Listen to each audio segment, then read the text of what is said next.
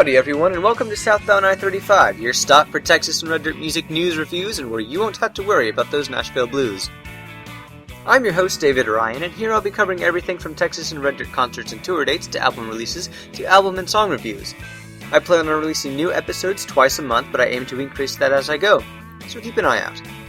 This week I'll be covering the Shane Smith and the Saints concert that was at Wild West at Cedar Park last week on June 25th, and I will also be reviewing the first Texas album I ever bought, Kevin Fowler's Beer, Bait, and Ammo. So sit back, relax, and enjoy your cruise down southbound I-35, the road that always takes you home.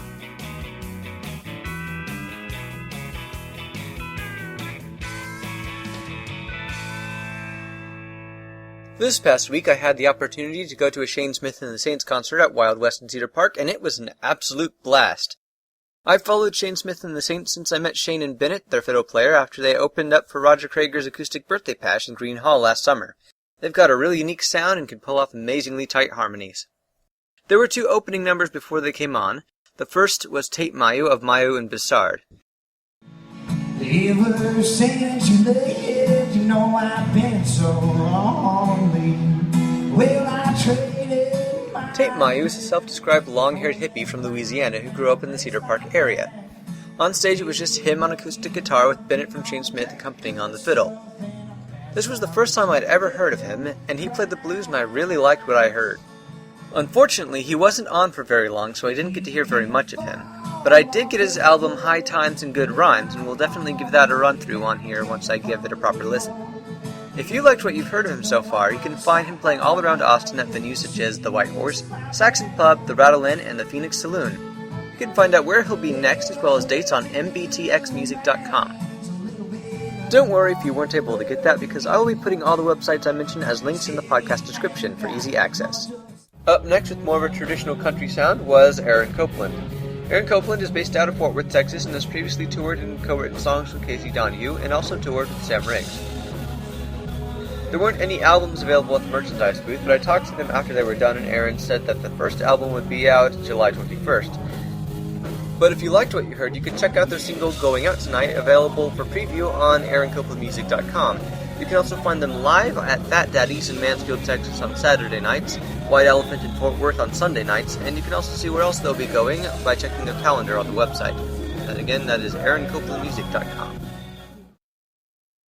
After that came Shane Smith and the Saints, and they absolutely nailed it. They started out with a song from their upcoming album Geronimo called The Mountain, which starts off as an a cappella 4-part harmony before launching off into an Irish jig where everyone in the band gets to show off.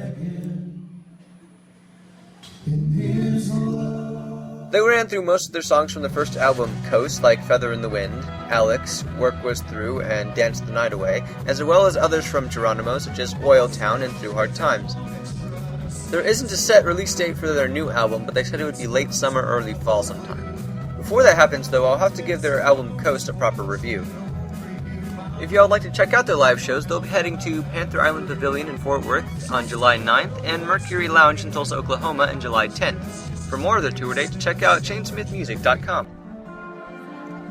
One more thing that happened was before they went on, Bennett introduced me to their friends the Cody Sparks Band, who came out to see and support them. They didn't play, but they were really cool to get to know, and I checked out their demos afterwards, and they've got a really cool laid-back sound that blends acoustic guitar with some interesting electric guitar melody lines. You can check them out too at codysparksband.com. Now, before I move on to the album review, I need to give a little background as to why I'm reviewing this specific, already well-known album. Well, I'm not originally from Texas, but I got here as soon as I could. I'm originally from Indiana, and I came down to Texas by way of Tennessee. I went to college in Knoxville, Tennessee, and somehow discovered Kevin Fowler online, and I honestly don't remember exactly where I did. I learned about the Texas music scene through him, and then I discovered Roger Krager and Aaron Watson, and so on and so on. Surprisingly, I actually bought my first Kevin Fowler album in Knoxville at Best Buy. I also found a Pat Green album, but that's as far as I could find any Texas or Red Dirt artists. At least that was back in 2008. It might have changed now. Anyway, let's get on with the album. The album starts off with Speak of the Devil, a song about that girl who seems to be totally perfect in every way, and then ends up to be totally crazy. It's an up-tempo number with a strong swing beat and clever wordplay that humorously evokes that crazy stalker girlfriend that I'm sure we've all had in our lives. Okay, admittedly I haven't, but I did date someone who turned out to be a witch once. Does that count? Moving on, we have Butterbean, a western swing number that showcases Kevin's versatility in songwriting. Most of the songs on this album capture the old honky-tonk feel, and this is no exception. It's a saccharine song that gushes on and on over the girl he's fallen head over heels for. On a side note, I have a habit of making narratives out of songs by linking them together, and admittedly I link these first two songs as showing a progression over him getting used to the hellion that he mentioned in the previous song. This song is again upbeat and as silly as the first one, but all in all fun to listen to. And now we have a slower, more serious song about the sheer immeasurable value someone can have in your life and how if they're not interested, you just can't buy their love. The imagery he uses in the chorus plays off a common cliche, but he grows it into a heartfelt and desperate declaration of his affection that isn't being returned. It's creative and shows off his ability to perform a whole wide range of emotions. To balance out the seriousness, it goes back into another upbeat number about being constantly doomed to a life of heartbreak and how he is not at all ashamed of that fact. This song starts off with a catchy opening and keeps going with an almost clock-like beat with a strong bass line throughout. Once again, Kevin shows us his ability to actually emote while singing. Y'all might notice that I've been pointing this out a lot, but this is one of the many things that distinguish this genre from your typical Nashville country, especially among the male artists. Now, I'm not saying there are no emotional songs coming from male Nashville artists, but the delivery is usually smooth and polished without any deviation from the melody line or vocal improvisation. Now, I will concede that emoting can be a hard thing to do, and some people struggle with it even in acting, and I understand that it could have to do with how much the music is processed and auto-tuned and what have you before it's actually released. But it's something that I noticed that Texas and Red Dirt artists are able to do a whole lot more than I hear in the Nashville songs. There are some that do, but Garth Brooks is currently the only one that comes to mind.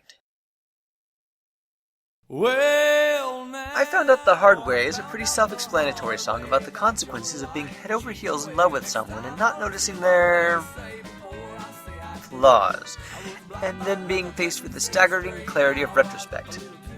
Like the other songs on this album, it has a strong honky-tonk feel and clever wordplay that'll stay in your head for quite a while.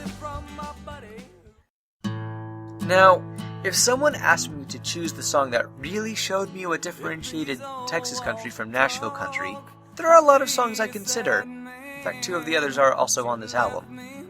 This would be one of them. It's a sheer, honest take on the struggle that a lot of people go through having escaped rough pasts that they're not proud of, and how the initial assurance of it being kept secret from the one you love can become a total trap later in life, because your life just keeps bringing constant reminders of what happened. Not only that, it shows genuine vulnerability. You don't see that in Nashville country very much. It's all confidence and power fantasy. If Kevin Fowler's overall style got me interested in Texas music, this song started me down the path of no return. What can I say about this song? Before there was How Country Are Ya and Earl DeBrolf Jr.'s Country Boy song, there was Beer, Bait, and Ammo. Yep, it's got heavy steel guitar, fiddle, and Kevin Fowler doing what he does best, being an over-the-top goof. What more could you ask for? Should you ever go to one of his concerts, you can bet that when he begins this number, everyone in the audience will be singing along. So, get learning it. Now. Not kidding. Learn it. Now. This song is kind of like a role-reversed I Found Out the Hard Way.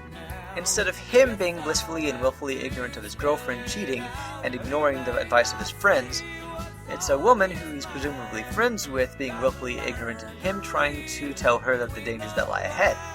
It's got a good swing beat and a really cool harmony part going on in the chorus. The only downside is it's mostly chorus and not much story and quite repetitive. It's good, but not one that I listen to very often. You Could Have Had It All is a soulful lament about a lover who gets cold feet before they can say the big I do. Kevin wonders what exactly went wrong in the relationship even though everything seemed to be going great. Might it have to do with him not being able to read between the lines? Do I have an overactive imagination? Who knows? But once again, Kevin does a great job of sounding vulnerable and putting feeling into his voice as he sings, and the slow, steady guitar captures the mood of uncertainty that he's trying to convey really well. Don't we all wish we could just not work anymore? Just sit around and relax and not have to worry about anything? Well, in the spirit of Johnny Paycheck's Take This Job and Shove It, Kevin explores the fantasy of just not going to work anymore, or taking care of the house and just driving away. All while pointing out exactly what would happen should anyone actually do it. A sort of, don't try this at home, if you will. It's got a light and airy feel that'd be right at home at any honky-tonk or bar that you just want to kick back in.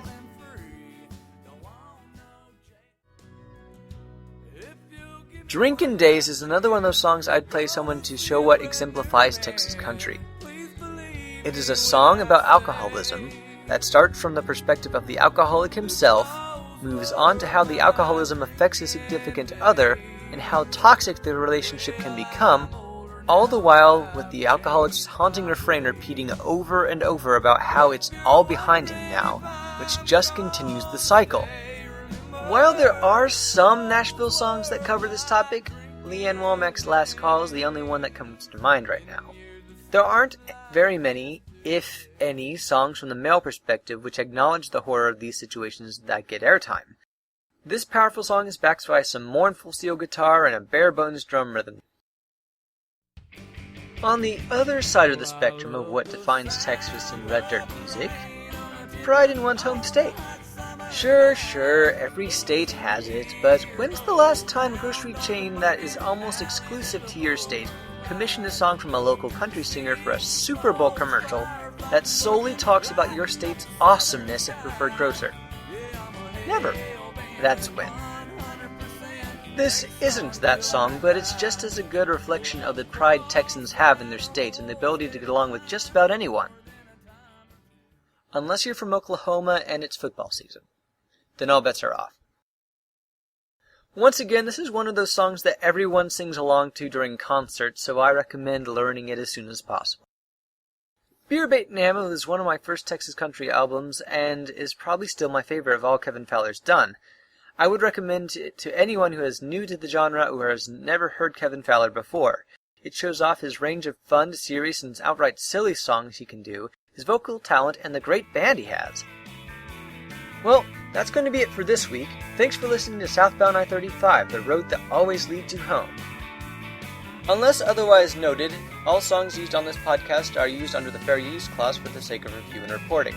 If you're an artist who's concerned about my usage of your song, or just someone who has questions about my podcast, please feel free to contact me at southboundpodcast@gmail.com. Also, follow me on Twitter at twitter.com/SBI35.